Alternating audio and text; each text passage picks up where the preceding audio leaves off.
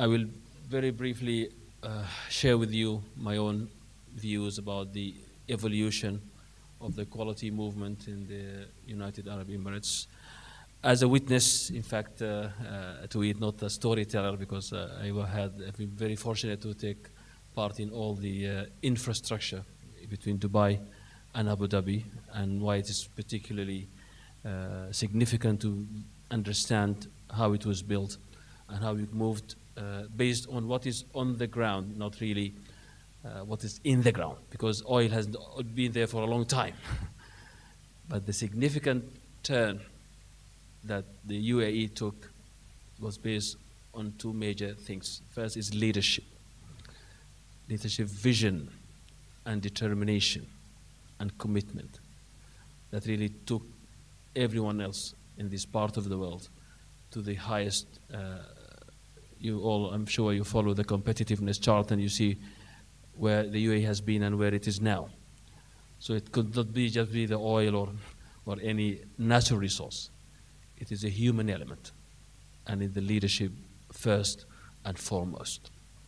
The award, for example, we become a hub for people.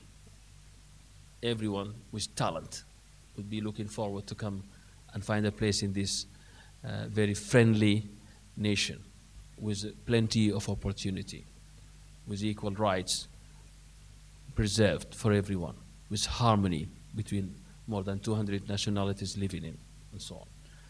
But the National Quality Awards has always been the main cornerstone in this whole journey. There are 13 in the Middle East, but about 7 or 8 of them. This is just not even inclusive list here. There are more important ones that may not be shown in this slide that I borrowed from Robin Mann. I did not make that one, so if not complete, then it's not really intended.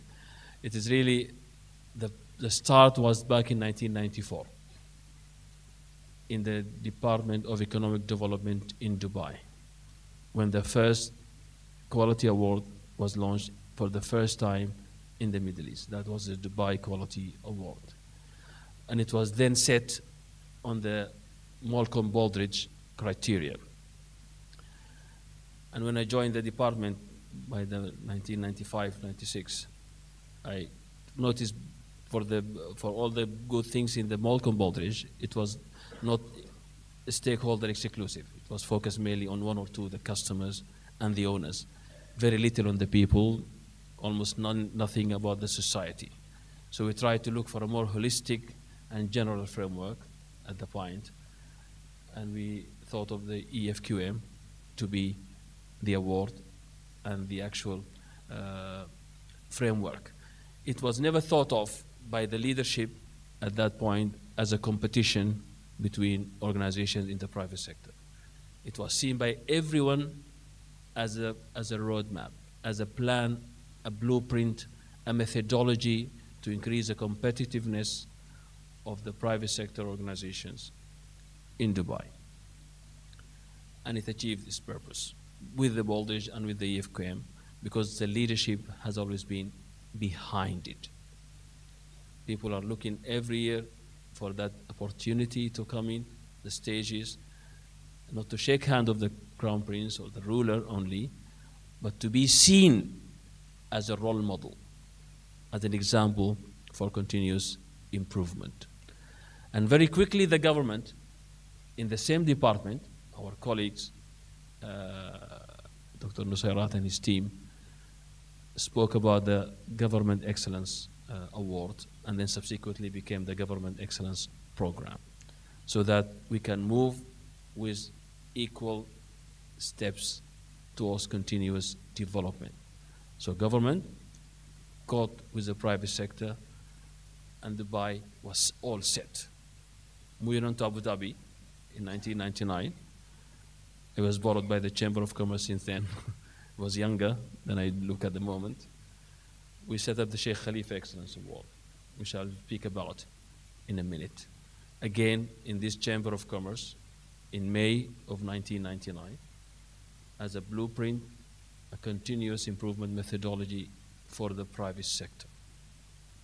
Again, adopting the same criteria with adaptations, focusing on emiratization, for example, on corporate social responsibility, and the needs for further development in Abu Dhabi. Government caught up with the same proposals by 2005, 2006, by the Abu Dhabi Government Excellence Program. In other Emirates, in Ajman, in Ras Al Khaimah, in other chambers of commerce in Dubai, in Sharjah. So 7 or 8 programs, all speaking the same language, focusing on the same ends to develop people, because we all knew, and the leadership taught us, if we are to become an excellent society, we'll do so one person at a time. And if we are to become excellent government and organizations, we also do that sector by sector. So to excel as people, we develop people, investing in their further education and further training. They award themselves, trained hundreds of assessors, not to act as auditors or as people who can select winners, but to become ambassadors for quality and excellence. Because whatever they were taught, they take it to their organizations and share it with their community. So at the moment, it is them who are furthering that development, who are pushing forward the frontiers of knowledge, of quality and excellence all over the place. So we develop the people. At the same time, organizations' effectiveness and efficiencies were based upon the feedback they receive every year from the juries and the assessors. They use it as a methodology for continuous improvement. And they wait, they can't wait, in fact, for the next cycle in order to validate what they have done and take the motion forward. This was all reflected on other initiatives that were thrown by the government. The Sheikh Khalifa, for example, I just mentioned it as an example of this, was focusing on these 3 main objectives: to improve the performance and practices of individuals as well as organizations through the continuous innovation and creativity in order to excel in everything that we do. And it's also to facilitate, because one way to identify winners during closing ceremonies like tomorrow is to make them responsible for sharing, i.e., they are there to lead certain organizations and to become facilitators amongst others. And finally, to serve as a working tool for continuous improvement. These common objectives for all other award programs in the UAE are still true, because we are to achieve further sustainable economic development. We have the Abu Dhabi Sustainability Group here, for example. There is the Emirates Corporate Social Responsibility with its own award itself that has been introduced many years back, and I have been there even at the Arab world level, encouraging and identifying people's understanding, people's knowledge of their commitment to the society. We do recognize people for doing good things, good jobs to produce products and services, but also they are encouraged to share that and to help make the whole UAE and the community a better place for everyone to live in. That's why we started speaking not only about customer satisfaction. There is happiness also. The happiest nation in the world. I think that was also been a tag put on the UAE. We wanted people to be happy as guided by the leadership. To do so, and I put it, and I did say this in the EFQM partners meeting last October, I said our leadership far exceeded your model requirements, because they wanted organizations in government and in private sector that are faster than airports, that are accurate, more accurate than banks, and more comfortable than hotels. The model never said that, but the leadership did. So we cannot only rely on the requirements of international models only.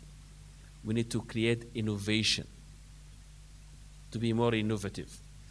Our friend Dr. Harrington is now leading this at this very late age of his life. He said he's taught quality all his life. Yesterday we were sitting with Professor Tony Bendel and the others, and I think Robin was here.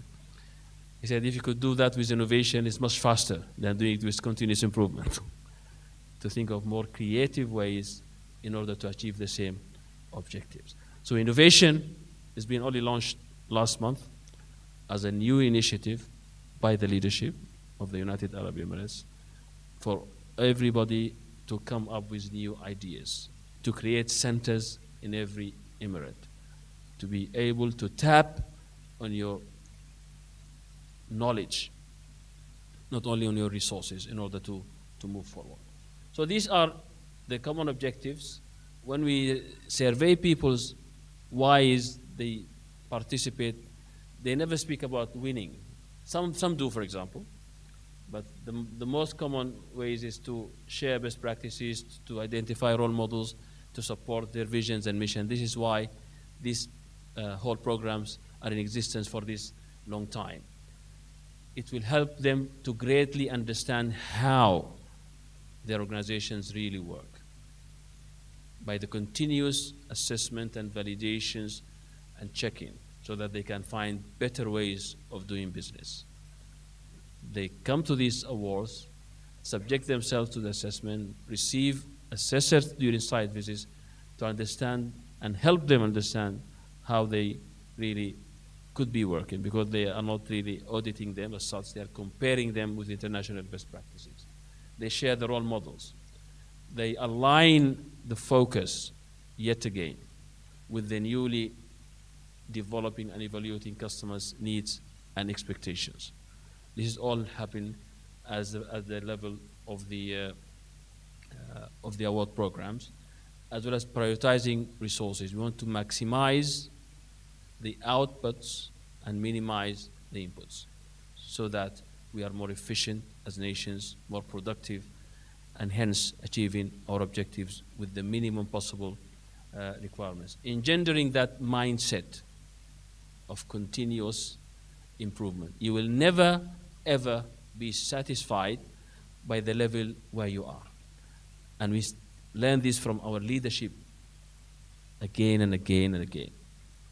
I remember once His Highness Sheikh Mohammed bin Rashid, the Prime Minister, the ruler of Dubai, was asked in a conference about the level of achievement against his vision. And he said 10%.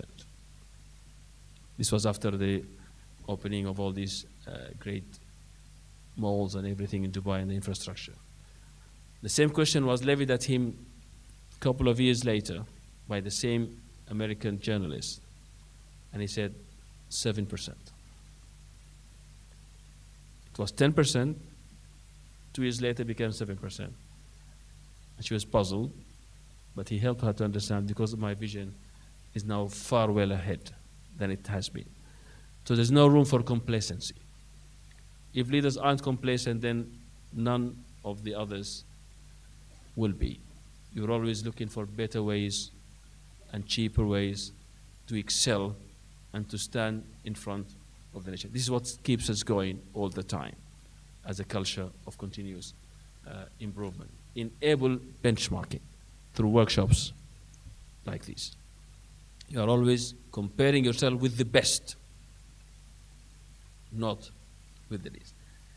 You will never be satisfied if you are the best in the Middle East, for example, or in the GCC, or #1 in the Arab world.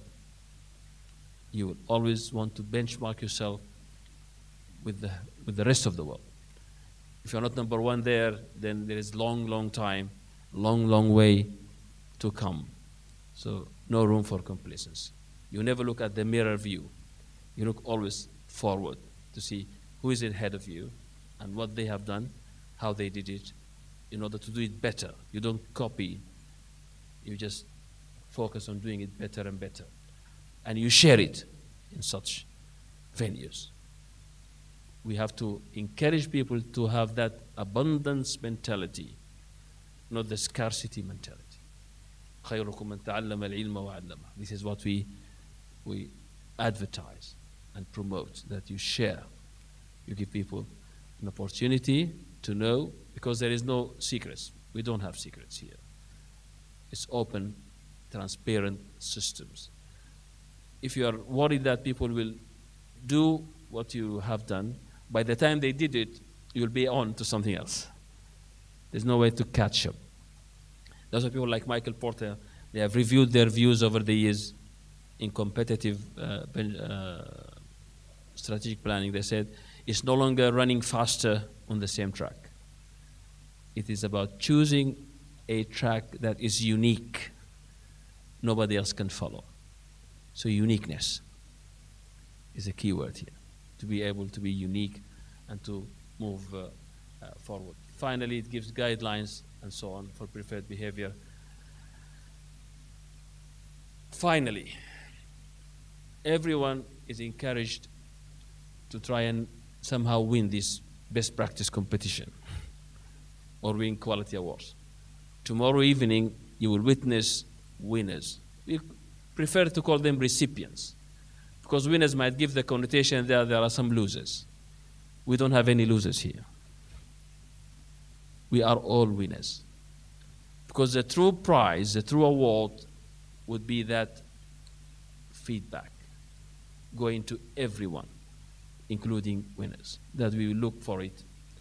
And my colleagues like Hani and Dr. Ziad there do their best in order to make it as useful, as helpful a roadmap as it could ever be, so that people can read it with their hearts and minds and use it for the rest of the time in order to come forward. So there are no losers. There are some we would identify, like today and tomorrow afternoon and tomorrow evening. We will identify role models, not select winners. Because we are very happy to bar this award program in any sector we like if the requirements are not met. We never pick the best of the worst. This is what made these awards successful from the mid-90s until today. I remember quite clearly the very first cycle of the government award back in 1997, when people were learning. Then nobody won it. And instead of that, the Crown Prince came on the stage in Dubai and told them, these are the guys who are on the red line. And they need to get their act together.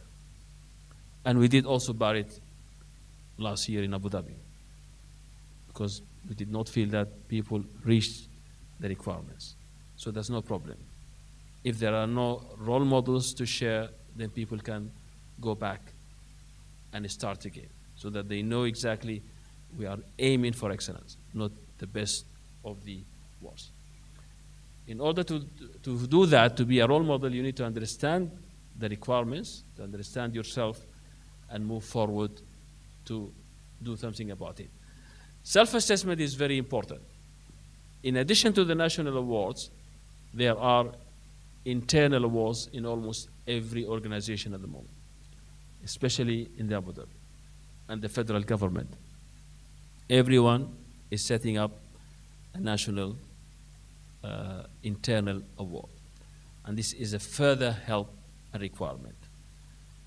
And I think I need to stop here because somebody is frowning at me. I thank you for your attention and patience. Thank you very much.